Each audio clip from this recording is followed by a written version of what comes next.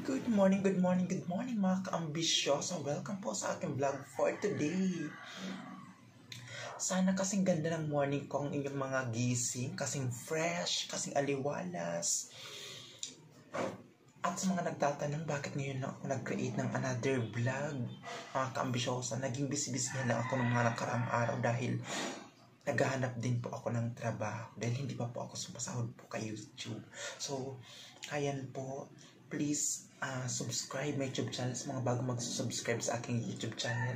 Support nyo naman po ang aking vlog kasi medyo bumaba po talaga yung aking subscribers dahil nagkasakit din po ako ng mga nakaraang araw at mga nakaraang weeks. Kaya din po hindi rin po ako nakapag-vlog. So, ayan po mga ka-ambisyosa.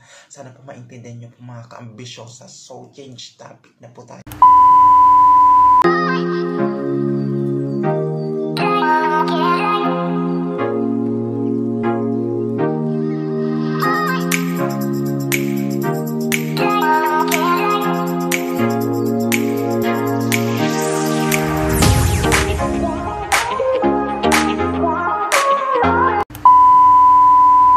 Topic na po tayo ngayon mga ka-ambisyosa. Alamin po natin ang mga new updates ni Michelle D sa Miss Universe 2023 na gaganapin sa bansang El Salvador. Na talagang ang dami niyang ganap ngayon mga ka-ambisyosa, ang dami niyang mga pasabog sa mga photoshoots, outfit, at kung ano-ano pa mga ka-ambisyosa. Sabi ko nga nung nakaraang mga vlog ko mga ka-ambisyosa, sabi ko wag na natin i-bash ang sarili nating kandidata, pagsuportahan na lang natin dahil alam ko namang wala namang mawawala pag sinusuportahan po natin ang sariling ating kandidata na lumalaban sa international pageant. So ay mga ka-ambisyosa, bongga at sunod-sunod ang pasabog ni Michelle D sa Miss Universe 2023 sa El Salvador. So nakita ko naman talaga mga ka-ambisyosa sa day 1 na talaga paglapag pa lang ng eroplano talagang mainit na talagang pagtanggap kay Michelle D ng mga Latino or mga Latinas. Na talagang nakita ko naman talaga mga ka-ambisyosa na talagang ready talagang ating kandidata mga ka-ambisyosa. So watch na lang tayo sa finals. Huwag na tayong mang-bash ng ibang kandidata dahil may mga ano po yan, may mga ganamay po yan ng Miss Universe, yung organization. So bawal tayo muna ngayon mang-bash ng ibang kandidata, bawal tayo mag-comment ng mga negative. Ang importante, mag-focus tayo sa ating candidates na si Michelle D dahil sa nakikita ko mga ka-ambisyosa, talagang nag-improve talaga ang kanyang pasarela. Talagang yung training niya dito sa Pilipinas, talagang naghanda talagang ating kandidata. So, watch na lang tayo sa mga susunod na araw kung ano pa ang mga ipapakita ni Michelle D sa ganap sa Miss Universe sa bansang El Salvador ngayong 2023. So, ang target ng mismo mga nababasa ko kasi sa Instagram mga ka-ambisyosa na parang so ayun mga ka-ambisyosa, ngayong November 13, 2023 parang target ng mga Filipino fans of pageantry na parang magkaisa na matarget yung 1 million votes for MMD. Kumbaga parang kailangan nating magbayanihan talaga ng bonggang-bongga mga ka-ambisyosa para makajusok sa top 20 ang ating kandidata.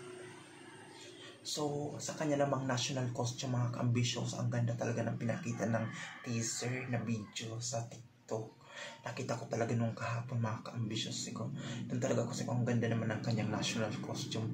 Kung sana talaga kung yun yung susuotin niya sa national costume sa preliminary mga ka-ambisyosa, ay, palakas din ang laban ng kanyang national costume. Pinaghandaan talaga. At talagang pinag-isipan talaga kung sino man yung naging designer nito. Pero ang alam ko, ang designer nito, walang iba kundi si Michael Barasi. So, ang kanyang ng motif ng kanyang design is Jezebel na susuotin ni Michelle D. Ang ganda talaga. Punong-puno ng mga perlas mga ka-ambisyosa. Nakita ko yung mga net na ang sexy niya once na si Michelle D ang sumuot nun sa preliminary national costume ng Miss Universe 2023 na gaganapin sa bansang El Salvador. So ayun mga ka-ambisyosa, supportan lang po natin ang ating kandidata. Huwag na po tayong mang-bash kung sino-sino pa man ang mga kapitbahay natin dyan at kung sino pang kandidata, kung ano man ang makita nyong kamalian or negative sa kanila, hayaan nyo na lang sila mga kaambisyosa. Kasi ang focus lang natin mga kaambisyosa sa sariling ating kandidato, mga kaambisyosa, support. Huwag po tayong titigil na suporta ng ating kandidato mga kaambisyosa para pala rin siya na umabot hanggang top 3 sa Miss Universe. Support lang tayo ng support. Huwag po tayo magsawang mag-support sa ating kandidata. Malay nyo sa sobrang kakasupport natin mga kaambisyosa, manalo ang ating kandidata ngayong year na ito. So wala pong masama at hindi mababawasan ang pagkatao nyo once na po tayo ay nagsusupport sa sarili nating kandidata mga kaambisyosa. So, nakita ko yung kanyang mga yung mga ganap na yung mga kaambisyosa, photoshoots. Tapos, syempre, di ba nakita ko yung naka-blue siya, parang pumunta sa lata sa Tapos, nakasakay siya sa yate, or yacht ba yung mga kaambisyosa. Kasama niya yung mga ibang kandidata, mga kaambisyosa. Ang sexy talaga doon, Michelle D, sa kanyang two-piece ba yun, or one-piece na color blue. Kasama niya yung mga candidates niya. Tapos, kinukunan niya ng bonggang-bongga yung kapwa niya kandidata. So, yun ang tapos yung sa kanyang pasarela naman, nag-improve talaga ito si Michelle D. Ang bonggang-bongga, nakipagsabayan pa nga siya kay Miss Universe India, na talaga namang nanglamon talaga itong dalawang ito ng bonggang-bongga sa mga pasarela. At sa mga pasampol na pasarela ni Michelle D ay bongga. Yung mga outfit niya naman talaga ngayon, mga kaambisyosa, talagang tinutudo niya talaga. Kung parang patikim pa lang yung mga nakikita natin sa kanya. So, watch na lang tayo sa mga pasabog niya sa susunod na mga araw, mga kaambisyosa. Baka magulat na lang tayo na bongga pa palang ipapakita niya hanggang sa pinakang final. So, ang masabi ko lang mga kaambisyosa kay Michelle D, mga kaambisyosa, wala na tayong problema sa sarili nating kandidato, mga kaambisyosa. Full package na po siya, mga kaambisyosa. Kaya, please support Michelle D. So, ayan lamang po mga kaambisyosa. Hanggang dito na lang po ang aking vlog for today. So, sa mga hindi pa po pala nakapag-subscribe ng aking YouTube channel, please subscribe my YouTube channel, Carla Ambisyosa. At pakishare nyo na lang din po mga kaambisyosa sa inyong mga friends. Paki-like, share, and comment down below. Yun lang po mga kaambisyosa. Yun lamang po. Salamat.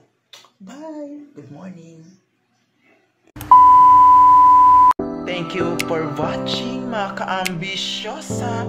Kung hindi pa po kayo nakakapag-subscribe sa aking YouTube channel, please subscribe my YouTube channel, Carla Ambisyosa.